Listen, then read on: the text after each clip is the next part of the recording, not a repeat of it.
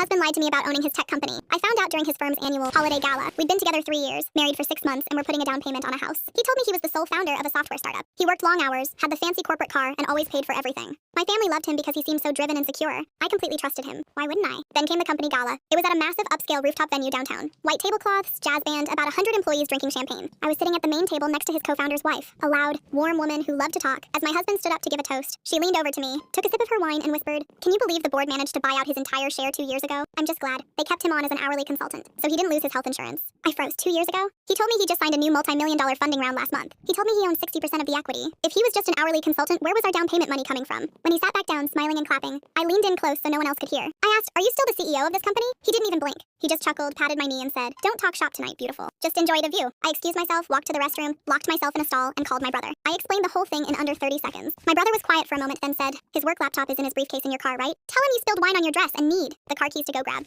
your spare clothes from the trunk." I walked back out, touched his arm, and told him the lie about the wine spill. He handed me the keys without looking up from his conversation. I ran down to the parking garage, popped the trunk, and opened his laptop. Because our home Wi-Fi auto-syncs, his personal email loaded instantly. Right at the top was an eviction notice for his high-rise office space, followed by a bank statement showing a balance of less than $200. He didn't own the company. He was drowning in debt. I closed the laptop, slid it back into his bag, and locked the car. But I didn't go back upstairs. I didn't yell and I didn't start a scene. I walked straight past the valet, ordered an Uber, and rode all the way back to our apartment in complete silence. He has texted me 14 times since I left the garage. 14. I'm sitting on the edge of our bed, watching the screen light up over and over again. I don't know what he's going to say when he gets home. I don't know how you look the person you married in the eye every morning and pretend to run an empire, built entirely on smoke and mirror.